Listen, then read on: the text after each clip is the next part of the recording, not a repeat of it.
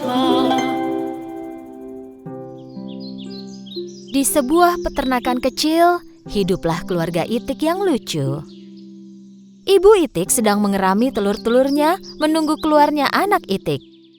Tepatnya ada 7 telur yang menunggu menetas. Satu pagi yang cerah, telur-telur itu mulai menetas.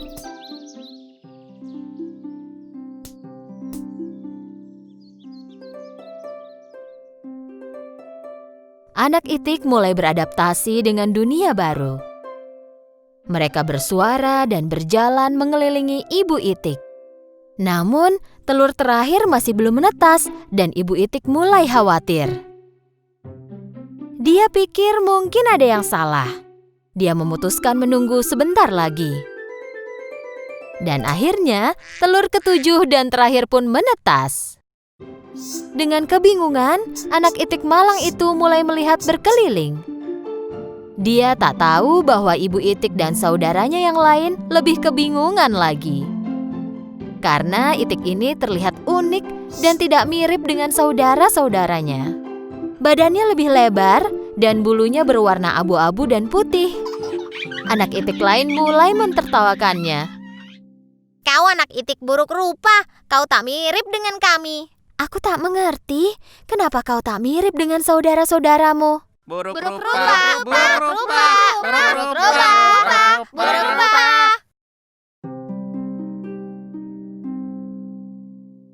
Setelah beberapa waktu, anak Itik itu pun tumbuh besar. Tapi anak Itik buruk rupa tetap lebih besar daripada saudaranya, demikian juga warna bulunya. Kau tumbuh dengan cepat.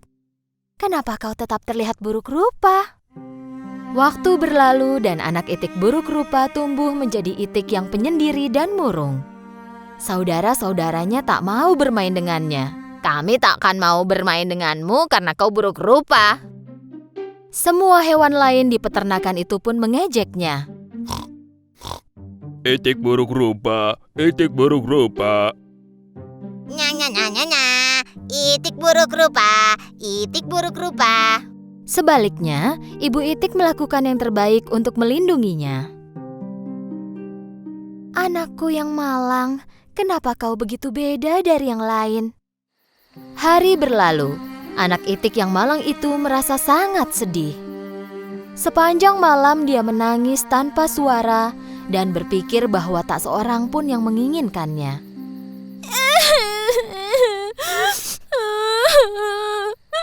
Kenapa aku buruk rupa? Kenapa aku tak mirip seperti saudaraku? Satu hari, pemburu mendekati danau dekat tempat tinggal mereka. Pemburu mulai berburu Itik yang mereka lihat. Saat Ibu Itik mencari makanan untuk anak-anaknya, dia tertangkap oleh pemburu. Anak Itik buruk rupa tak tahu apa yang terjadi. Dia menunggu ibunya kembali sampai esok paginya.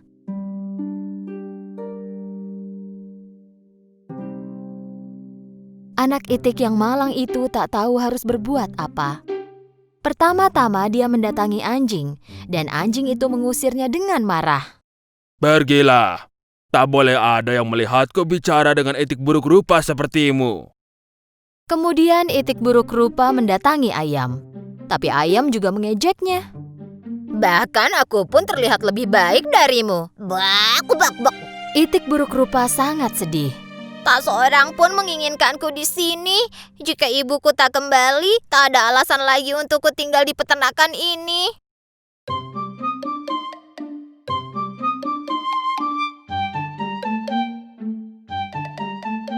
Pagi itu, Itik buruk rupa meninggalkan peternakan. Dia berenang ke seberang danau. Dia menanyakan pertanyaan yang sama kepada semua hewan yang dia temui di jalan. Apa kau tahu Itik yang mirip denganku?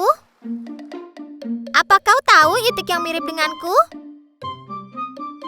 Apa kau tahu Itik yang mirip denganku? Dia menerima jawaban yang sama dari mereka semua. Mereka tak pernah melihat Itik sejelek dia sebelumnya. Anak Itik yang malang itu memulai perjalanannya dan mencapai danau lain. Dan dia pun menanyakan hal sama ke angsa liar. Kau tak boleh tinggal di sini. Ada pemburu yang berkeliaran. Cepat pergi dari sini.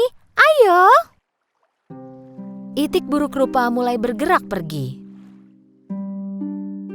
Tak lama kemudian dia tiba di danau yang lain. Kali ini dia sendirian. Tak ada siapapun yang terlihat. Ya, kalau tak ada yang menginginkanku, aku akan sembunyi di sini selamanya.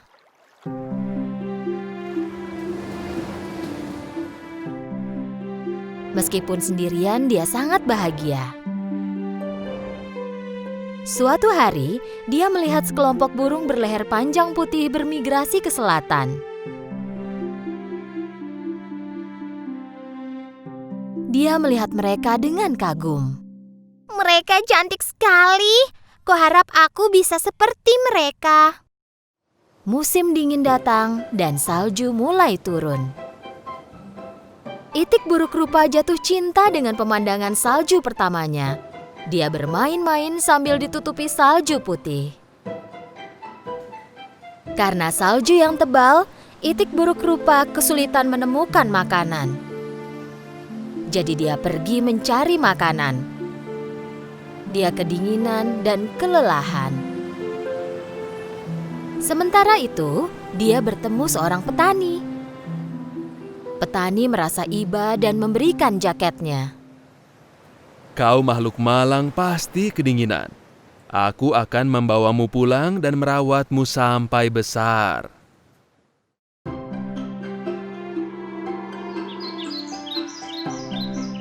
Petani menepati janjinya dan merawat anak itik itu. Saat musim semi tiba, itik buruk rupa sudah tumbuh besar. Supaya bisa punya tempat yang luas untuk bergerak, petani meninggalkan itik itu di danau. Kembali sendirian, tak lama itik buruk rupa melihat bayangannya di air. Tapi dia kagum pada apa yang dia lihat. Pertama-tama, dia tak mengenali dirinya sendiri. Dia pikir ada orang lain di belakangnya. Jadi dia melipat sayapnya dan melihat bayangannya pun melakukan hal yang sama. Dia merentangkan lehernya dan bayangannya pun meniru gerakan itu. Saat itu dia tahu bahwa burung luar biasa ini tak lain adalah dirinya sendiri. Oh, aku berubah sekali. Aku terlihat seperti burung yang terbang itu. Aku harus pulang dan menunjukkan diriku. Lalu dia pun pergi. Saat berenang di danau, dia bertemu sekelompok angsa. Karena kini dia adalah kawanan mereka, angsa itu mengajaknya ikut. Itik buruk rupa bepergian dengan sukacita bersama angsa. Seorang anak di tepi danau berteriak kepada temannya saat melihat sekelompok angsa. Hei, lihat angsa muda yang ada di belakang. Itu angsa tercantik yang pernah kulihat. Ya, dari awal dia memang adalah seekor angsa. Dia hanya telur malang yang tercampur bersama telur itik.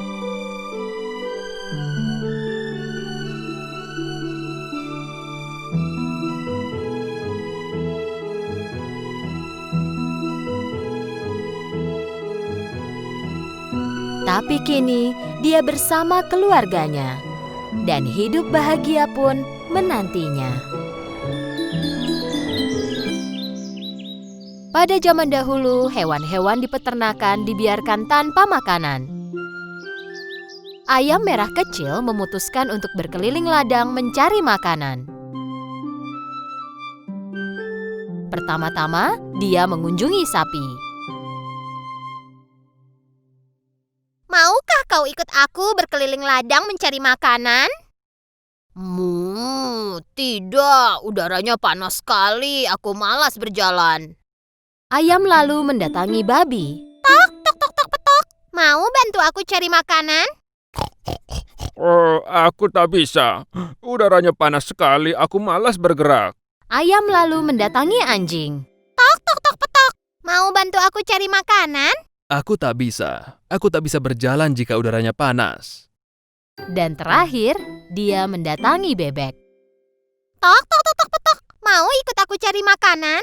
Udaranya panas sekali. Aku tak bisa keluar dari air. Saat tak seorang pun yang mau menemaninya, Ayam memutuskan untuk meninggalkan pertanian sendirian. Saat berjalan, dia menemukan bulir gandum di tanah. Dia sangat senang dan kembali ke peternakan. Dia putuskan untuk menanam bulir gandum itu. Dia pikir teman-temannya akan membantu. Sapi, lihat. Aku menemukan bulir gandum. Mau menanamnya denganku? Tidak, udaranya panas sekali. Ayam lalu mendatangi babi. Babi, aku menemukan bulir gandum. Mau menanamnya denganku? Tidak bisa. Udaranya panas sekali untuk menanam gandum. Ayam lalu mendatangi anjing. Anjing, lihat aku menemukan bulir gandum. Mau menanamnya denganku? Tidak, udaranya panas sekali. Dan terakhir ayam mendatangi bebek. Hei bebek, aku menemukan bulir gandum. Mau menanamnya denganku? Aku tak bisa meninggalkan air pada cuaca sepanas ini. Kalau begitu, aku tanam saja sendiri. Saat dilihatnya tak seorang pun yang mau membantu, ayam putuskan untuk menanamnya sendiri. Beberapa minggu berlalu. Musim hujan mulai tiba. Benih gandum mulai bertunas, tetapi semua rumput liar di kebun perlu dicabuti. Siapa yang mau membantuku mencabuti rumput? Hari ini terlalu berlumpur, aku tak bisa bantu. Aku juga tidak. Aku takkan pindah dari tempatku. Aku akan kotor, tak bisa. Aku tidak enak badan, tak bisa. Kalau begitu, akan kulakukan sendiri. Ayam merah kecil mulai mencabuti rumput liar di antara tunas gandum. Tak lama kemudian, gandum mulai tumbuh. Kini waktunya memanen gandum yang sudah ranum. Ayam mendatangi teman-temannya dan bertanya adakah yang mau membantunya memanen. Hai sapi, gandumnya sudah tumbuh. Maukah kau membantuku memanennya? Aku tidak bisa. Hei babi, tebak, gandumnya sudah tumbuh. Mau membantu memanennya? Tidak bisa, aku tak mau.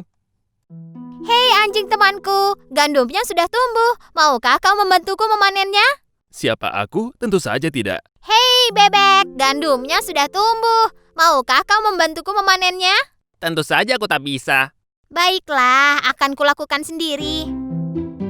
Ayam merah kecil bekerja hingga malam hari. Dia memanen gandum satu persatu sendirian. Saatnya mengubah gandum itu menjadi tepung.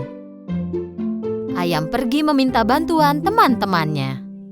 Hai teman-teman, kita harus menggiling gandumnya menjadi tepung. Siapa yang mau membantuku? Tak bisa, saatnya aku memberi susu, tak bisa pindah. Aku tak bisa membantu, ini waktu tidur siangku. Aku sama sekali tak bisa bantu. Tidak bisa, aku harus masuk ke air.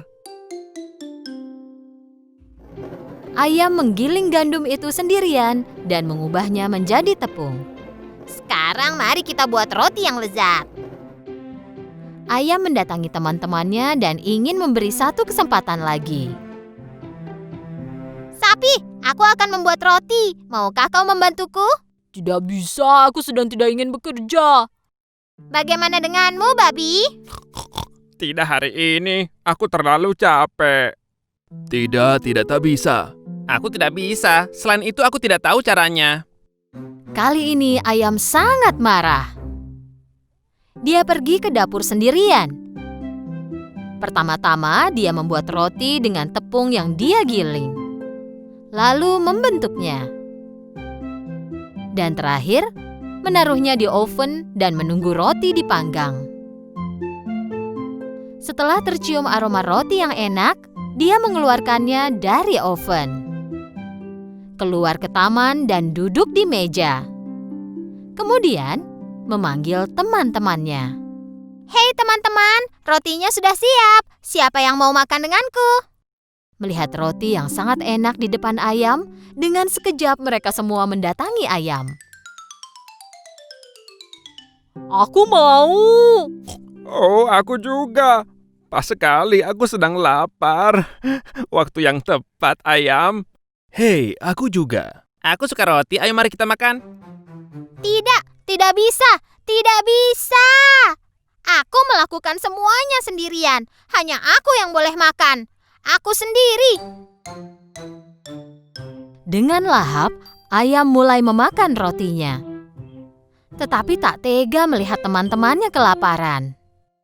Mulai sekarang, jika kalian berjanji untuk membantu, aku akan berbagi roti dengan kalian. Semua hewan di peternakan itu merasa malu dan menyesal. Mereka tahu ayam benar. Kami berjanji, ayam. Mulai sekarang kami tidak malas lagi. Ayam tahu bahwa teman-temannya sudah belajar. Jadi dia berbagi roti dengan mereka. Dengan lahap, mereka makan dengan bahagia dan kenyang.